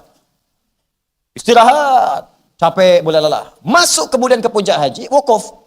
Baru dimulai wukuf, udah lebih dari sepekan di Mekah, belum meninggal juga katanya. Wukuf lagi, biasa. Muzdalifah, kuat lagi, muntah lagi, keluar darah lagi. Nah, Sampai kemudian di Mina pun, di Muna saat mabit, kan ada dua kan, nafar awal, 2 hari 2 malam di situ tinggal, dengan nafar tsani, yang kedua, gelombang kedua, nafar akhir. Di 3 malam di situ, 3 hari di situ. Dia pengen ambil yang sempurna, saya pengen 3 hari. Kalaupun saya wafat, sempurna saya kerjakan sampai yang terakhir. Bismillah. Jadi begitu dikerjakan, tuntas selesai haji, 40 hari, belum meninggal juga. Dokter bilang saya meninggal, tapi perasaan saya lebih enak. Pulanglah kemudian ke Indonesia dalam keadaan selamat, sentosa, sejahtera. Sampai di rumah, dicek di medis, sembuh penyakitnya Pak. Sembuh. Pekan depannya, dokter yang vonis tadi, dia yang meninggal. Ini kisah nyata. Orang tadi udah jogging ke alun-alun, udah putar-putar. Dokter yang vonis, kayaknya tinggal ngitung hari Pak, dia yang meninggal. Saya bayangin malaikat Israel kayaknya senyum-senyum aja, ente duluan. Gitu. Makanya saya sering katakan, kematian itu bukan ukuran kita. Tugas kita itu cuma ibadah. Sampai waktu itu tiba. Makanya kalau pengen semangat ibadah, bayangkan setiap hidup, mungkin hari ini saya wafat, mungkin hari ini saya wafat. Makanya tambah semangat ibadahnya. Itu. Dan maksiat akan ditinggalkan. Sebab ketika terpikir berbuat maksiat, membayangkan wafat gak akan jadi. Mau minum, minuman haram, bagaimana kalau saat minum ini wafat? Mau tanda tangan proyek yang tidak dijelas, bagaimana kalau saat tanda tangan itu wafat? Mau gibah, bagaimana saat gibah itu wafat? Nah itu maksiat akan tinggal, selesai. Dan kembali kepada Allah. Nah inilah yang disebut dengan ikhtisas. Jadi rumusnya iyyaka di sini bukan sekedar dibaca, bukan sekedar kalimat, hanya kepadamu bukan. Tapi turunkan 3 rumus tadi. Yakinkan pada diri kita. Tadi kalau dalam kalimat Quran itu inna. Tancapkan di hati kita, hanya Allah yang akan mengabulkan doa kita. Itu poin yang paling utama. Kalau keyakinan sudah sempurna di situ, cari kalimat-kalimat yang indah. Seperti tadi Nabi Zakaria, seperti Nabi Ayub, seperti juga Nabi Isa alaihissalam, seperti puncaknya Nabi Muhammad sallallahu alaihi wasallam. Azizun alaihi ma anittum, harisun alaikum bil mu'minina raufur rahim. Nabi Muhammad sallallahu alaihi wasallam. Yang terakhir, yang ketiga, ini yang paling penting, niatkan permohonan itu untuk mendukung ibadah kita kepada Allah Subhanahu wa taala. Paham? Baik. Nah, sekarang saya baca dulu kitab ini. Kalau kita mau mulai berdoa, misal, saya minta kuliah lancar sukses. Saya minta juga pekerjaan lancar bagus. Saya minta juga rumah tangga nyaman, baik dan sebagainya. Bagaimana cara kita meminta kepada Allah Subhanahu wa taala? Yuk kita mulai. Bismillahirrahmanirrahim. Wa qala na'budu. Adapun yang dimaksud firman Allah na'budu. Ya, na'budu. Binunil jama'ati wa lam yaqul a'budu. Di situ ada nun menunjuk kepada makna jama' dan Allah tidak mengatakan a'budu yang berarti saya. Nah, lihat sini. Fokus. Jadi ada na'budu, ada a'budu. Bedanya yang pertama menggunakan nun ini. Yang kedua menggunakan hamzah a. A itu singkatan dari ana. Singkatan dari apa? Ana, artinya saya. Ana, ya artinya siapa? Saya. Ya, Mas muka Ana. Siapa namamu? Ana. Ya, karena namanya Ana Suharna. Dia, Mas muka Ana. Namanya siapa? Ana Suharna. Ana saya. Nah, singkatan dari nahnu. Nahnu. Kami kita. Ya, kami kita. Perhatikan. Bapak Ibu kalau sholat, ya baca Al-Fatihah. Kalau Anda sholatnya sendirian, munfarid, ya, sholat sendirian. Setelah Maliki Yaumiddin, bacanya apa? Iyyaka na'budu. Na'budu, na-nya kan dari nahnu. Kami kita. Kalau kami kita banyak atau sedikit? Banyak. Kalau sendirian saya pakai hamzah a'budu. Pertanyaannya, kenapa Anda sholat sendirian pun bacanya na'budu? Kenapa tidak baca a'budu? Hanya kepadamu ya Allah aku menyembah. Hanya kepadamu ya Allah aku ibadah. Kenapa kalimatnya menggunakan nahnu? Iyyaka na'budu walam yakul, kata muallif ini, kata Syekh Tantawi, kenapa Allah tidak mengatakan walam yakul a'budu? Kenapa kita tidak diperintahkan mengatakan iyyaka a'budu, tapi diperintahkan mengatakan iyyaka na'budu dengan nun yang berfungsi nunul jamaah, nun yang menunjukkan makna jamaah. Apa fungsi dari nun ini? Apa faidahnya? Apa hikmah dan maksudnya? Yuk kita baca. Liyadulla ala anna al-ibadata ahsanu ma takunu fi jama'atil mu'minin. Pertama, kenapa nun ini muncul dalam kalimat na'budu ibadah? bukan ingin menunjukkan tunggal atau banyak dalam meminta, tapi menunjukkan motivasi, isyarat kepada kita bahwa akan lebih bagus ibadah itu ketika dikerjakan berjamaah. Contoh, kalau kita tarik kalimat ibadah ini kepada sholat. Ya, sholat bagian dari ibadah. Apa dalilnya? Quran surah ke-20 ayat 14. Innani anallahu la ilaha illa ana fa'budni. Kata Allah, saya Allah, tidak ada Tuhan selain saya. Maka buktikan saya Tuhan. Caranya sembah saya, fa'budni. Wa aqimis sholata li dzikri. Cara menyembah saya, tunaikan sholat. Di sholat itu bagian dari ibadah. Saat kita sholat, kita sedang menyembah Allah. Nah, kenapa saat sholat kita mengucapkan na'budu, tidak mengucapkan a'budu? Ada pelajaran di huruf nun itu bahwa ketika Anda mengerjakan sholat, maka ibadah itu akan terasa nyaman, terasa enak, terasa termotivasi kalau dikerjakan berjamaah dibandingkan sendirian. Maka nun di sini bukan ingin menunjukkan saya atau banyak. Ketika kita mengatakan kami menyembah, bukan kami di situ menunjukkan saya. Jadi banyak, bukan. Maksudnya nun di sini memberikan keterangan kepada kita untuk motivasi. Dorongan, isyarat supaya kalau ingin ibadah, usahakan beribadah dengan berjamaah. Maka ketika Anda berjamaah, ibadah itu akan terasa lebih ringan ditunaikan. Satu. Kedua, akan menambah kekhusyuan dan mengabaikan lupa saat menunaikannya dibandingkan sendirian. Contoh, kenapa puasa Ramadan lebih ringan dikerjakan daripada puasa sunnah? Karena semua orang Islam puasa. Semua mengerjakan bareng-bareng. Karena semua puasa, terasa ringan mengerjakannya. Bahkan yang nggak pernah puasa pun tiba-tiba nyampe maghrib, tahan. Ya. Walaupun tiap jam nanya. Udah. Tiap jam nanya, yang paling hebat, belum mulai subuh aja, udah nanya buka. Baru sahur tuh, subuhnya belum mulai, puasa belum dimulai. Maghrib hari ini jam berapa? Maghrib, padahal subuh aja belum. Anda bayangin, ada yang begitu. Ya. Makanya kan dalam setiap iklan-iklan di TV itu kan ada puasa 20 hari lagi, lebaran sepekan lagi, lebaran 3 hari lagi. Sebetulnya iklan itu iklan menunjukkan bahwa imannya belum maksimal. Puasa belum tuntas dan nunggu lebaran. Ya. Ya, ini pelajaran saja gitu kan, bukan ingin menunjukkan iklan atau bukan, tapi ingin menunjukkan dalam pandangan nilai-nilai fikih ada sesuatu yang harus disempurnakan di situ. Jelas ya? Habis ini pasti iklan itu hilang tuh. Ada balik ke sini. Nah, jadi menarik. Jadi orang yang nggak biasa puasa pun bisa tahan. Bisa tahan. Bahkan tak kala dia nggak tahan pun dia coba sendiri-sendiri. Minggir dulu dari orang, gitu kan? Ya, pura-pura dulu masuk kamar, gitu kan? Tuh, saya mau wudu lagi, wudu lah gitu. Padahal kumur-kumur pakai sirup, gitu kan? Coba. Ya. Ya, tapi dia coba tunaikan dan dia malah nggak enak kalau buka. Dia coba lagi. Ya. Saya 3-4 tahun lalu lah, ada kawan saya cerita tuh dari satu daerah. Preman nggak biasa puasa, Ramadan puasa, tobat puasa dia. Nah, dan dia coba tahan itu, bisa enak puasanya karena orang lain pun semua puasa. Siang-siang ya dia jalan kan, ada warung buka tuh. Warung buka, jiwa premannya muncul kan, langsung datang gebrak meja. Woi katanya, siang-siang buka, hargain orang puasa. Kaget yang punya warung tuh. Wih, tumben begini. Ya. Tumben. Kalau mau buka ya tutup pakai tirai katanya kan, tutup dia pakai tirai kan. Nah, begitu dong, bagus katanya. Dia keluar dari tirai itu. Lihat kanan kiri, masuk lagi. Es teh manis 1 pak. Es teh manis 1 ini. Ya. Sedangkan puasa sunnah itu nggak mudah dikerjakannya, nggak mudah. Karena begitu Anda mau puasa, yang lain makan, kan? Akhirnya kan pakai jurus undangan. Ya, jurus undangan kan kalau diundang boleh buka, ya, pahalanya kan ada. Makanya orang mau puasa sunnah itu disamain sama puasa undangan. Jadi begitu undangan kan buka langsung, ya. Baik, atau tanya hari ini ada berjamaah nggak? Makanya nggak mudah puasa Senin, puasa Kamis, nggak mudah. Kenapa? Karena dikerjakan sendirian. Tapi kalau Anda ingin jadikan itu mudah, maka bikin grup di situ. Ya, makanya persaudarakan. Ini kan boleh jadi yang datang ke sini itu dari daerah yang sama, ya. Ada yang dari BSD, Tangerang, bareng-bareng. Daripada 1-2 orang sama-sama berangkat. Kenalan di sini, mungkin satu daerah yang sama. Besok-besok pesan mobil yang sama berangkat, ya kan?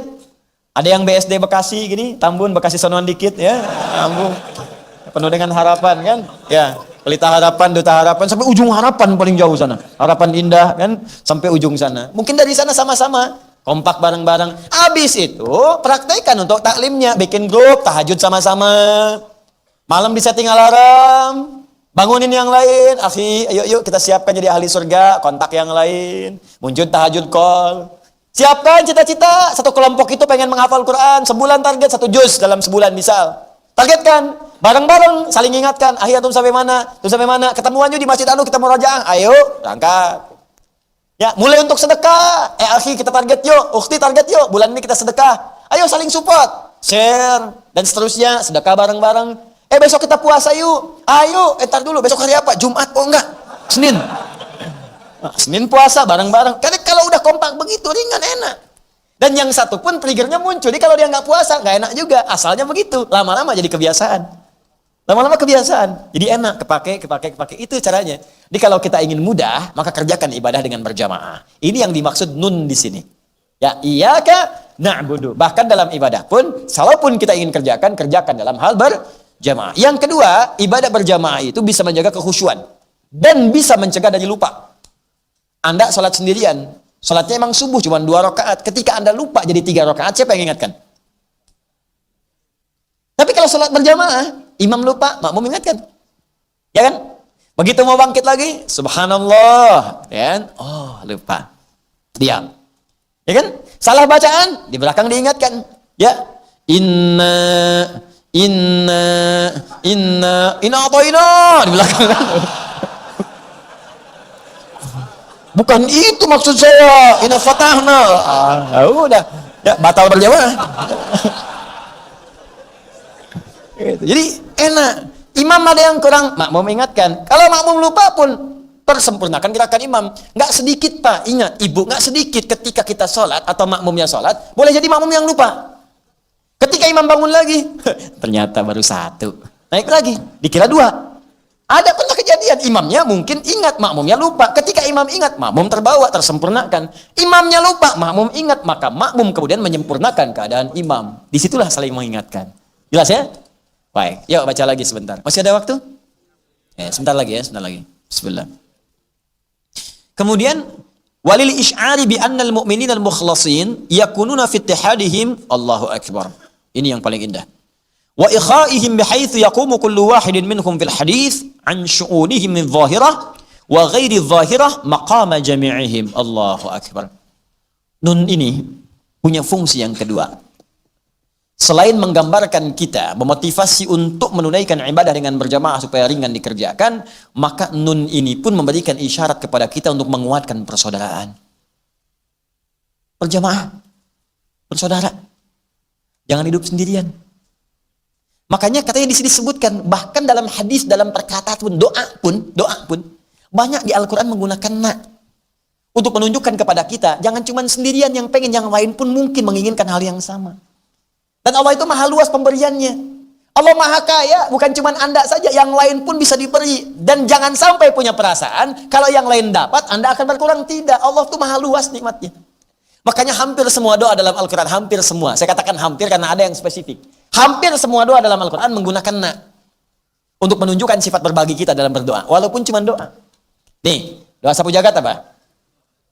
Nah, Rabbana atina fid dunya wa fil akhirati wa qina adzaban. Rabbana atina fid dunya hasanah. Ya Allah, berikan kepada kami kami semua yang baik di dunia. Apa cuman Anda aja yang pengen yang baik? Jangankan Anda, istri Anda juga pengen yang baik. Suami ibu pengen yang baik, anak-anak pengen yang baik, tetangga pengen yang baik. Baik bagi Anda belum tentu cocok bagi yang lain, karena itu kalimatnya umum. Karena itu ketika berdoa, mintakan kepada Allah dengan boleh jadi apa yang Anda dapatkan, yang lain pun dapat, walaupun bentuknya bisa berbeda. Ya, sama-sama pengen kendaraan, Allah berikan Anda mobil, dia mungkin motor, karena yang cocok bagi dia motor. Atau sebaliknya, dengan doa Anda itu, kalimat-kalimatnya akan muncul kebaikan pada kita. Rabbana atina fid dunya hasanah, bagi Anda proyek, bagi dia lulus dalam ujian, mungkin. Jangan pelit dalam berdoa lah. Ya, jangan soleh sendirian. Karena yang lain pun pasti menginginkan nilai-nilai kemuliaan. Waqina adzabannar, jauhkan kami dari neraka ya Allah. Yang pengen bebas dari neraka bukan cuma Anda saja, yang lain pun sama. Maka doa akan diadab dalam Quran. Ya ini, aduh ya Allah, astagfirullah. Mudah-mudahan dijauhkan dari kita. Ya, saya sering menyaksikan nih fenomena sekarang ini, kok banyak orang tuh menginginkan orang lain berbuat buruk gitu. Apa Anda pengen orang masuk neraka? Bahkan dalam doa diajarkan, kalau perlu kita punya adab, jangan sampai ada teman kita masuk neraka. Ini mudah sekali berikan vonis pada orang. Ente bid'ah, ente kafir, ente gini. Ini pelaku bid'ah itu sesat itu dekat dengan neraka. Apa Anda pengen orang ke neraka? Sebetulnya yang menyebutkan neraka itu Nabi atau Anda yang pengen dia ke neraka? Hah? Pernah ada orang mau ngebom orang tuh. Terus datang ke ahli tafsir, Syekh Sya'rawi namanya. Saya pengen ngebom karena itu tuh. Banyak pelaku maksiat di sana.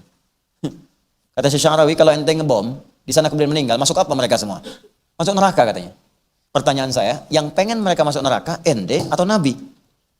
Apakah Nabi pernah menginginkan umat masuk neraka? Tidak katanya. Jadi yang pengen mereka masuk neraka itu ente atau Nabi? Diem orang itu. Alih-alih engkau kemudian melakukan keburukan pada mereka, kenapa engkau tidak dakwahi mereka dengan kebaikan? Pertama engkau bangun malam doakan mereka supaya taubat. Kedua dakwahi ajak mereka. Engkau tidak akan dihisab dengan hasilnya, tapi engkau akan diberikan pahala dengan ikhtiar yang telah engkau kerjakan. Anda nggak bisa merubah orang untuk jadi baik teman-teman, tapi ikhtiar kita itu yang mendatangkan pahala. Bukan hasil yang Allah lihat. Ibu kalau ibu mengharapkan hasil, ibu akan banyak kecewa pada anak bu. Yang diminta itu ikhtiarnya. Kita kalau diminta mengharapkan hasil, kita nggak bisa merubah orang pak, bu. Nggak bisa. Ikhtiar kita, doakan tetangga kita. Doakan kawan kita, ajak dia. Jangan lihat kapan dia berubah. Hak Allah. Kewajiban Allah untuk memberikan itu. Kita nggak punya hak dan kewajiban di situ. Kewajiban kita cuma berdoa. Berdoa, berikhtiar. Sudah selesai, pahala datang dari situ. Paham ya? Nah, ini yang penting kita lakukan sekarang. Ini ada sesuatu yang banyak salah. Ini banyak menghukum orang. Sehingga mudah berbuat keburukan sekarang ini. Nggak sepakat, sudah. Tembak. Nggak sepakat, tusuk. Nggak sepakat, bom. Nggak sepakat ini. Ya Allah. Ini mau jadi apa? Gitu kan? Mau jadi apa? Yuk, jadilah orang baik lah. Berusaha jadi baik. Kalau tak mampu berlomba dengan orang soleh berbuat baik, berlombalah dengan para penjahat untuk bertobat. Sekarang banyak orang penjahat tobat. Masa yang baik mau jadi jahat? Malu sama penjahat yang udah tobat. Diketawain sama mereka nanti. Baru jadi penjahat, gue udah tobat. Malu. Banyak penjahat yang tobat, jadi da'i lagi sebagiannya. Ya malu kita. Jundub bin Junabah, pembegal, tobat jadi da'i, meriwayatkan hadis. Diketawain nanti. Sekaligus ditangisi. Jelas ya? Kemudian yang terakhir, ini fittihadihim supaya mereka bersatu. Nah itu, ittihad, bersatu, jangan pecah. Makanya saya sering katakan, Nabi itu mengajak pada persatuan, bukan perpecahan. Ya, menjalin persatuan dan kesatuan. Jadi menjalin persatuan nyatu, wa'tasimu bihablillah nyatu dengan tali Allah bersatu. Yang beda-beda itu dipertemukan perbedaannya. Apa perbedaannya? Apakah furu atau usul? Kalau usul dasar gak boleh beda. Kalau beda dakwahi supaya sama. Tapi kalau furu toleran di situ. Cuman karena beda kunut, yang satu kunut satu tidak, jangan pecah. Cari sumbernya, dalilnya apa yang kunut ini, yang nggak kunut apa dalilnya ini. Oh, rupanya perbedaannya di dalil, cara memahaminya. Ada dalil, dua-duanya boleh. Yang salah itu yang nggak sholat subuh. Itu selesai. Jadi kalau ada imamnya kunut, ayo udah aminkan aja. Allahumma hadina fiman hadait. Amin. Sudah. Karena fungsi makmum mengikuti imam. Nah, kalau ada imam nggak kunut, ikuti juga. Sami'allahu liman hamidah rabbana walakal hamd. Langsung Allahu Akbar langsung. Dan saat imam salam nggak usah kemudian sujud sahwi. Udah, selesai, sudah tuntas dengan itu. Sama juga kalau imamnya kunut, makmum mengaminkan. Kata Syekh Utsaimin begitu. Begitu imamnya kemudian berkata, Allahumma hadina fiman hadait. Amin, katakan amin. Perkara tangan ngangkat atau tidak, ikhtilaf. Mau ngangkat silakan, tidak silakan. Belas. Tapi Anda katakan amin karena ikut imam. Hadisnya apa? Innama ju'ilal imamu liyutamma bihi fa qiraatul imam qiraatul makmum. Adapun imam itu dijadikan imam untuk diikuti. Jangan sampai imam sujud Anda ruku. Dikala imamnya kunut Anda aminkan. Amin. Allahumma hadina fiman hadait. Bid'ah. Gimana? Jelas ya? Gitu caranya. Jadi saya tuh suka sedih gitu kan. Karena di situ kadang saya merasa sedih ya. Jadi sedih gitu kan, orang ngaji Al-Quran, ngaji Sunnah, habis itu kok pada terpecah gitu. Terus fungsi naknya di mana? Ini ahli tafsir udah yang bilang loh. Ahli tafsir, di na'budu itu supaya bersatu, jangan pecah. Ente tiap hari baca iyyaka na'budu itu 17 kali. Iyyaka na'budu, ya Allah saya komitmen untukmu, ya Allah kepadamu kami menyembah, kami ingin bersatu ya Allah, kami bermohon kepadamu ya Allah, kami bersaudara ya Allah, kami semua berjamaah pengen menyembahmu, berjamaah pengen nyembah untuk bersatu, nun ittihad. Ya, nun ukhuwah, nunul ikha, nunul tauhid, nunul jamaah. Tapi habis itu saling mencela, kan aneh gitu. Itu ngaji apa? Coba tunjukkan pada saya, tafsir mana yang Anda bahas? Quran mana yang Anda baca? Jangan-jangan ngaji Quran, tapi salah pemahamannya. Ini dalilnya benar loh, dalilnya yang benar. Pemahaman ente terhadap dalil yang salah. Ini jangan sampai pemahaman Anda yang keliru menjadikan Anda menghukumi dalilnya. Dalilnya benar. Ustadz ini dalilnya ini seperti ini. Memang Pak dalilnya benar, cuman pemahaman Bapak ada dalil itu yang salah. Coba ngaji dulu, coba baca ini. Saya nggak bisa bahasa Arab. Ya baca aja nggak bisa, terus Anda menghukumi orang. Hah? Ya. Nah, jadi begitulah. Jadi ngajinya yang benar, kitabnya dibaca. Ini kadang-kadang baca kitabnya dengan fasbaka yufasbiku fasbukan. Ya. Itu ilmu sorobnya begitu. Fasbaka yufasbiku fasbukan. Tabayatubu yutuban itu kan. Nah, hari ngaji yang benar, baca kitabnya yang bagus, duduk. Kalau beda duduk, lihat dalil. Anda ada dalil, orang lain punya dalil. Jangan paksakan dalil Anda kepada dalil orang lain. Kalau bisa sama-sama didudukkan, amalkan. Walaupun beda dalam cara melakukannya, tapi dalilnya ada tuntunannya. Itu dalam fikih dipahami sebagai kemudahan dalam menunaikannya. Paham? Kemudian terakhir, kalimat terakhir.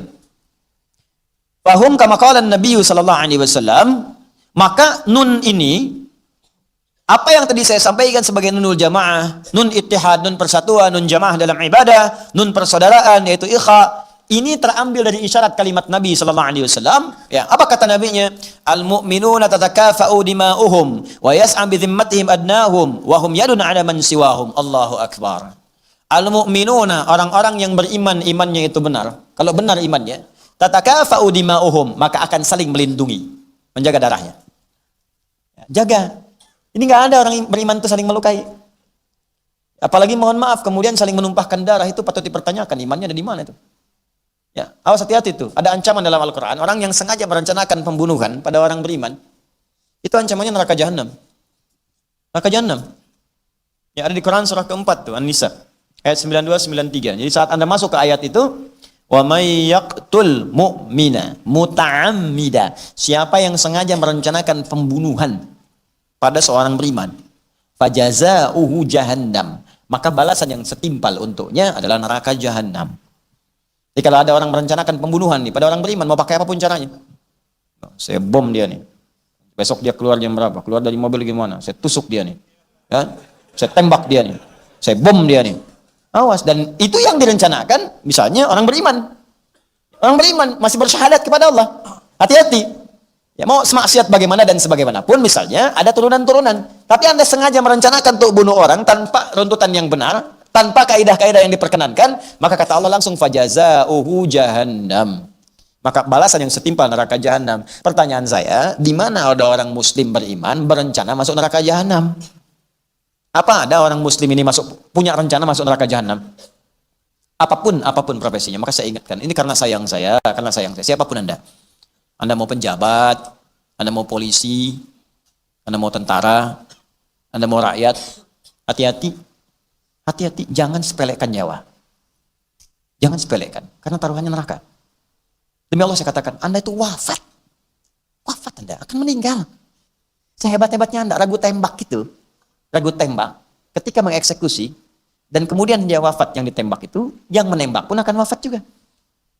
Penjahat yang membunuh akan dibunuh juga. Jadi jangan pernah menyepelekan nyawa, karena Anda pun akan wafat. Awas, perbedaan itu dari perilaku yang membunuh dengan yang dibunuh.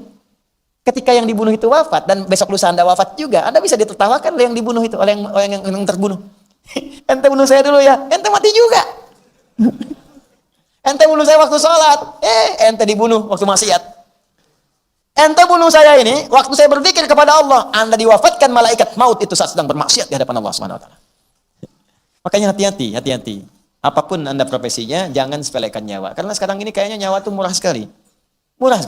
Beda pendapat, tembak orang. Beda pendapat, benturkan orang. Beda pendapat, bunuh. Neraka jahanam. Siapa yang punya cita-cita begitu? Awas. Fajazauhu jahannama. Awas. Khalidan fiha, kekal di dalamnya akan keluar.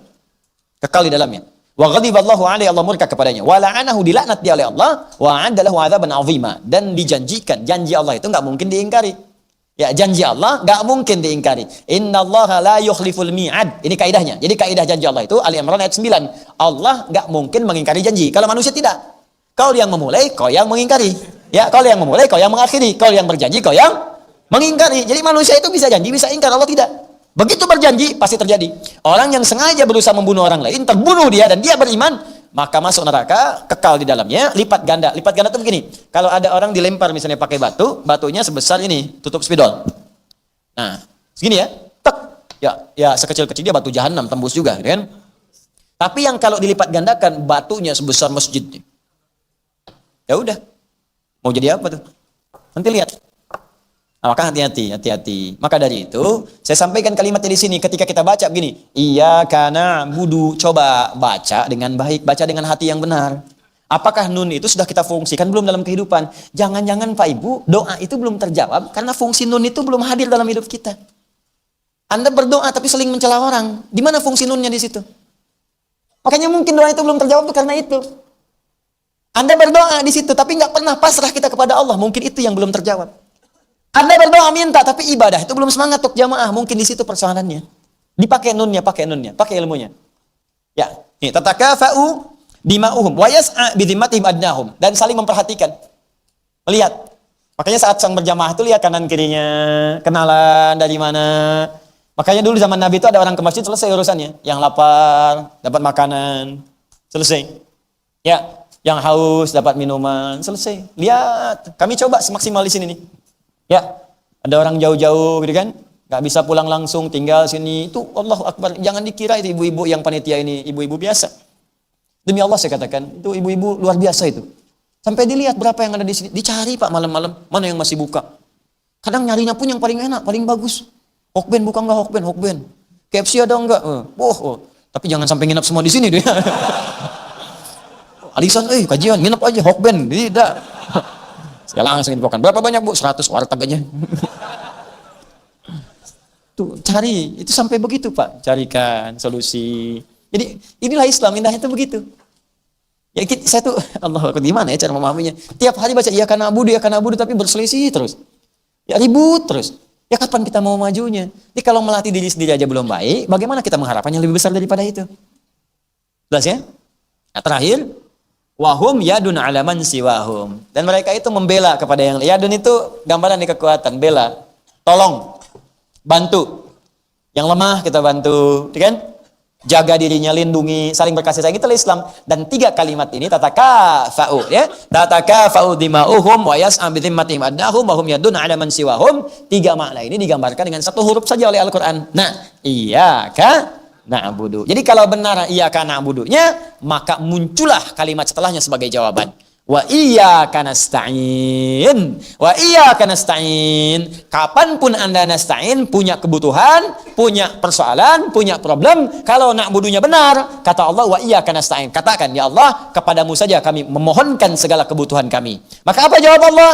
Hadza baini wa baina 'abdi wa li 'abdi ma sa'ala. Ini perjanjian antara hambaku dengan aku. Jika benar apa yang ia lakukan dengan na'budunya, maka apapun yang ia butuhkan, seketika aku akan berikan. Bahkan ada orang belum minta, langsung diberi. Jadi kalau semakin tinggi na'budunya, semakin benar. Gini-gini cirinya. Ada orang ngejar fardu, Anda ngejar sunnah. Ya orang baru mikirin fardu, Anda udah mikirin sunnah. Isya jam berapa? Yang ini, tahajud jam berapa ya? Orang nanya Ramadan, kapan Ramadan tahun ini? Dia udah nanya, ayamul bid tanggal berapa jatuhnya? Kapan sunnahnya?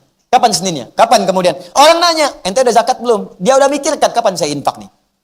Udah punya agenda, besok saya infak sini. Besok saya sedekah sini. Semakin tinggi puncak ibadahnya, maka Allah turunkan sifat aunnya, pemberiannya, maunahnya kepada orang yang minta. Sebelum dia minta, langsung dipenuhi kebutuhannya. Sehingga seakan-akan dia tidak punya kesulitan. Padahal bukan nggak punya, sebelum minta dikasih. Tuh. Makanya kadang-kadang orang nggak sadar kalau Allah itu mencukupkan kebutuhan dia karena amalan dia. Kadang sia-sia. Ya mulai saat ini berubah.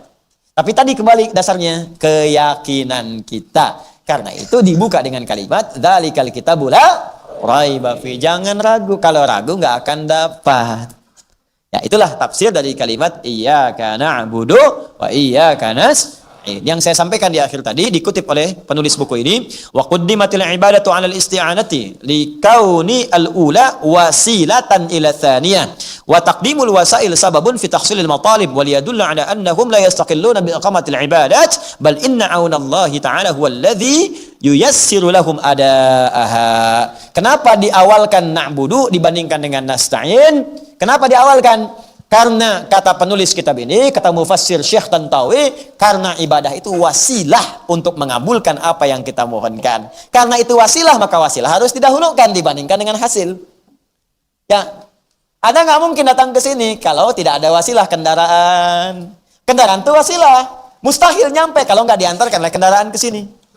Kaki kita wasilah, kalaupun nggak ada kendaraan jalan, wasilahnya jalan. Maka wasilah untuk dijawab permohonan kita, mohon itu nasta'in. Ya Allah minta, wasilahnya apa? Ibadah. Kalau nggak pakai ibadah, mustahil dikabulkan. Karena itu didahulukan ibadah, karena itu wasilah untuk mengabulkan apa yang kita mohonkan. Sekaligus untuk menegaskan kepada kita, mustahil kita bisa ibadah kalau tidak ditolong oleh Allah Subhanahu wa Ta'ala. Paham di sini? Nah, ini tafsir yang kita sampaikan dari kalimat iyyaka na'budu wa iyyaka nasta'in. Silahkan diamalkan dulu, nanti lihat perbedaannya apa yang terjadi pada hidup kita. Kalau sudah kita amalkan, maka ada satu rahasia besar. Ada satu kalimat. Jadi kalau doa nggak usah banyak-banyak. Nggak usah banyak-banyak. Nanti kalau Anda sudah beramal, mulai tahajud, mulai puasa sunnah, mulai kemudian kerjakan, tingkatkan semampu kita. Nanti kalau mau berdoa, cukup ucapan satu kalimat. Begitu kalimat ini diucapkan, semua yang kita butuhkan langsung diberikan oleh Allah Subhanahu wa Ta'ala. Sekalipun tak sempat tersebutkan dengan detail. Bukan yang diinginkan, yang dibutuhkan seketika akan diberikan oleh Allah Subhanahu wa Ta'ala. Nah, apa kalimat yang dimaksudkan saat kita akan bacakan itu? Itulah yang akan kita bahas di pertemuan berikutnya insya Allah.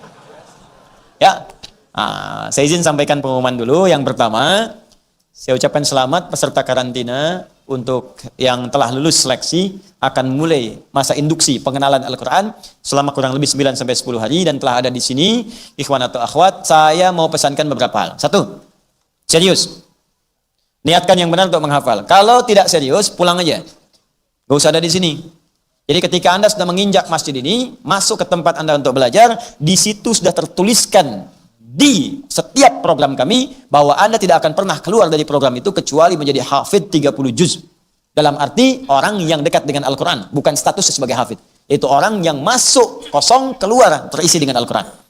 Ya, jadi saya minta serius. Yang kedua, bagi yang belum masuk dalam seleksi itu karena tempat terbatas, dana terbatas, insya Allah bulan depan dengan izin Allah nanti akan ada karantina akbar. Nanti kita akan umumkan tempatnya. Saya mau sempurnakan dulu bukunya. Jadi saya sedang buat buku, insya Allah nanti buku itu disertakan semampu saya kalau bisa ada dengan CD nanti dimasukkan. Itu nanti ada bimbingan menghafal Quran di tempat masing-masing. Tidak harus ke sini. Misal bisa di rumah, ya. Ada yang di pesantren nanti kita berikan bimbingan seperti apa. Sama persis dengan di sini. Nanti setorannya bisa ke sini. Ya, insya Allah mulai nanti awal tahun depan atau nanti bulan yang 11 atau 12 di sini saya standby kan ya beberapa syekh, ada yang dari Mesir, dari beberapa yang lain supaya standby kalau ada yang mau setoran boleh ke sini. Ya, nanti kita buka juga yang online. Ya, insya Allah ya doakan saja semoga Allah bisa kabulkan itu ya. Kemudian yang ketiga teman-teman sekalian, insya Allah nanti dalam waktu dekat mungkin besok saya buat semacam video untuk sampaikan. Sering ada yang bertanya, Ustadz kapan Ustadz mau bikin pesantren? Kapan mau diteruskan? Ini sedang proses. Marketnya sudah dibuat. Sudah ada semua, tempatnya insya Allah sudah ditetapkan salah satu tempat. Kami sekarang sedang berusaha untuk mendapatkan akuisisi dari wilayahnya. Nanti kita akan sebar deh, kalau mau sama-sama kita beramal soleh untuk bisa mendapatkan bagian dari tempat itu. Karena itu tempat jadi wakaf nanti. Di semua yang kami usahakan, nanti saya cuma mengkadar. Jadi kalau saya wafat, itu diteruskan oleh kader kami. Nanti anak-anak yang beasiswa yang siap ke Sudan, nanti sebentar lagi, hari ini kabulnya keluar. Ini mungkin insya Allah dalam beberapa pekan ke depan siap untuk berangkat. Nah ini kalian nanti akan gantikan saya ke depan. Ya, saya sudah bangun nanti gedung dakwah sudah ada, ya pusat Quran ada. Nanti sekarang kita akan bangun pusat keislaman, ada pesantrennya, ada gedung dakwahnya, ada menara TV-nya, macam-macamnya. Nanti kalian yang teruskan. Jadi kalau saya wafat kalian teruskan. Jadi teman-teman yang sekarang ini, ayo cepat kita berlomba dalam kebaikan. Nanti mungkin anak bapak ibu yang mungkin akan meneruskan perjuangan itu. Kita kan cuma gantian aja. Saya hari ini, besok Anda, ya. Atau mungkin Anda meninggal duluan, saya belakangan, kan? Ya, atau ditukar saya belakangan Anda duluan, kan? Ya, atau memang ya seperti itu saya duluan, ya. Duluan mengambil jenazah Anda. Misal, ya. Misal. Nah, jadi insya Allah besok saya tuh gitu, kalau bisa sendiri, saya selesaikan sendiri. Tapi kalau ada pahala yang kira-kira banyak, investasi untuk banyak orang, saya ajak bareng-bareng. Dulu gedung ini, ada yang pengen menyelesaikan seorang, saya langsung tolak, nggak mau saya. Karena ini itu untuk umat, saya pengen semua umat Islam punya saham, walaupun cuma 1.000, cuma 2.000, nggak apa-apa, yang penting pahalanya ada. Dan berapa banyak orang hafal Quran dari wasilah ini? Banyak hafal Quran. Dan kami nggak akan pernah ungkap siapa yang pernah donatur, nggak ada. Masuk aja, udah kita bikin, jadi itu selesai. Nah, ini statusnya wakaf, bukan punya saya. Saya nggak punya apa-apa. Alat-alat juga sama semua nih, ya. Yang rekam ini kita beli baru nih, alat-alat beli baru. Karena dulu ada karyawan, dia mundur, dia ambil semua alatnya. Ya alat diambil, dia pikir wakaf. Kalau wakaf semua orang bisa pakai. Nah, ini cara berpikir yang keliru. Ya, entar gedung DPR semua masuk ke situ karena punya rakyat tuh ya. Ya, entar alat masjid dibawa juga karena wakaf. Jangan begitu cara berpikirnya, itu keliru. Ya, tapi kalau saya nggak apa-apa, kalau mau datang minta saya kasih, selesai. Daripada ngambil tanpa izin. Ya, nanti resikonya tinggi. Kalau saya nggak ada urusan ya sudah aja, ketitipan juga kok dari Allah. Nah, ini alat diambil, akun diambil, makanya kita maintenance-nya agak lama karena akun diambil semua. Akun diambil, akun diganti, makanya kita beli baru lagi sekarang. Alhamdulillah ya, pelan-pelan kita beli baru, pelan-pelan kita maintenance dengan baru, akun kita bikin baru lagi yang baru, yang baik-baik, nanti kita sebarkan lagi. Itu pun kita niatkan wakaf. Jadi nanti barang-barang bisa beramal itu. Tapi jangan juga saling berselisih, saling mencela. Kalau saya sederhana, butuh bilang. Kalau bisa kasih, kasih. Pinjami, pinjami. Kalau punya orang saya katakan, kalau Anda ingin kuasai, saya berikan. Nanti saya kasih tahu, Bu, Pak, alat-alat yang Bapak Ibu wakafkan sekarang diambil sama si fulan, dia yang pakai. Mungkin bermanfaat untuk dia. Ya, kalau kita sekarang kita cari lagi yang baru. Paham ya? Nah, ini pun saya ingatkan nih yang sekarang-sekarang. Ya, yang dengan saya, jangan pernah Anda merubah niat. Kalau Anda sekali-kali bilang ingin populerkan Ustadz Adi, ingin apa-apa, pasti Anda akan terpisah dengan saya. Karena niat saya hanya ingin berdakwah, bukan cari popularitas. Ya, tolong saya, tolong doakan saya. Saya bukan ingin cari dunia. Kalau cari dunia, mungkin tidak akan pernah ada di sini saya. Dan gak akan pulang saya ke Indonesia. Di luar sudah cukup. Diangkat jadi mufti. Di sini saya disebut Ustadz Bid'ah. Di luar kita mufti ngasih fatwa, ya, dikasih gaji sama pemerintah sana. Ya, diberikan kewenangan, ngatur orang khutbah. Orang mau khutbah kita kasih ACC. Anda mau khutbah, mana teksnya? Saya ngasih, saya periksa, silakan boleh khutbah. Begitu pulang bid'ah. Ya udah nggak apa-apa. Yang belum paham, marah pada yang tidak paham sama dengan kurang sehat kitanya. Ya, udah tinggal tidur aja, kemudian kita doakan, selesai. Jelas ya? Ya udah, jangan cepat marah lah. Marah pada yang tidak perlu nggak penting. Mencela pada yang sudah tercela, buang-buang energi. Ya, ingin dipuji pada yang tidak layak dapat pujian, juga buang-buang tenaga. Yang penting kita saling mendoakan. Jelas? Ya, kalau ada yang mencela saya, nggak apa-apa, biarkan aja, saya nggak marah. Kenapa Anda marah? Ya, nggak apa-apa, biarkan aja. Mungkin belum tahu. Kalau ada yang fitnah, nggak apa-apa. Mungkin belum paham. Yang penting kita doakan. Jangan balas keburukan dengan keburukan yang sama. Ya, jelas ya? Baik, saya kira itu yang terakhir. Ini yang paling akhir. Insya Allah nanti saya ada di Bandung. Ya, insya Allah Sabtu saya mungkin di Garut, kemudian dengan 5 orang ulama, Ahad saya di Bandung full. Ya, saya di Bandung dari subuh di Ar-Rahman, kemudian jam 10 di Al-Fathu, jam malam. Ya, malam kita akan bedah buku, itu buku yang unik nanti di ITB, di Salman.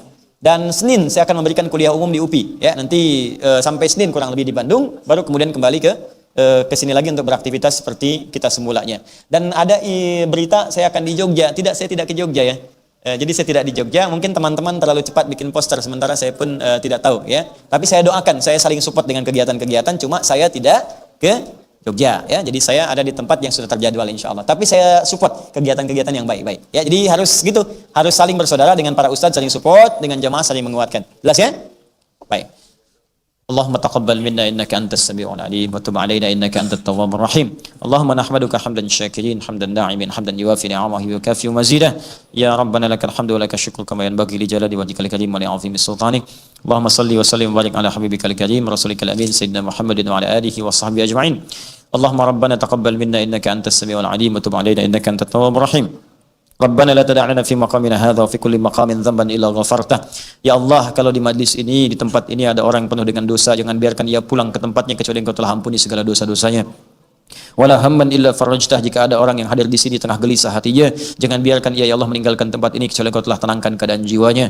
Allahumma wala asiran illa yassartah ya Allah, jika ada di antara kami yang tengah mengalami kesulitan, dengan keikhlasan amalnya maka mohon angkat ya Allah dan mudahkan segala kesulitannya. Allahumma wala maridan illa syafaitah, jika ada di antara kami yang tengah Engkau uji dengan penyakit, maka mohon angkat dan sembuhkan segala penyakitnya. Allahumma asli ahwalana ma yuqarribuna ila ridhaq, ya Allah mohon perbaiki keadaan kami agar kami bisa lebih dekat denganmu dan mendapatkan ridhamu. Allahumma wahid sufufana wa jadibna min at-tafruqah, ya Allah mohon satukan kami, jauhkan kami dari perpecahan. Wa barik biladana ya arhamar rahimin, ya Allah mohon berkahi negeri kami ya Allah, khasatan Indonesia, khususnya di negeri Indonesia ini ya Allah, jauhkan dari orang-orang munafik, jauhkan dari para pelaku maksiat ya Allah, berikan bimbingan kepada para pemimpin kami supaya berbuat adil, berikan bimbingan kepada rakyat kami ya Allah supaya bisa memakmurkan negeri ini ya Allah. Allahumma ya arhamar rahimin, jannibna ya Allah min kullil bala, Allahumma qaribna ya Allah ila ma yuqarribuka ilaina ya arhamar rahimin, ya Allah jauhkan kami ya Allah dari ujian-ujian musibah, bencana-bencana ya arhamar arhamar rahimin. Allahumma tentramkan negeri kami, makmurkan negeri kami, jauhkan kami dari perbuatan maksiat, dekatkan kami dari segala kemaslahatan yang bisa mendekatkan kami dengan ridha-Mu.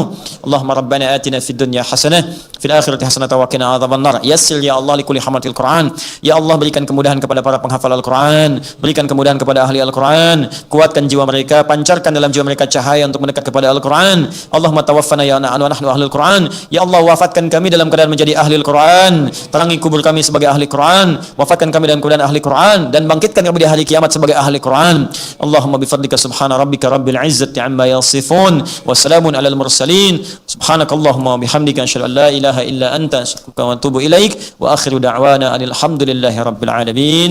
Thumma assalamu alaikum warahmatullahi wabarakatuh.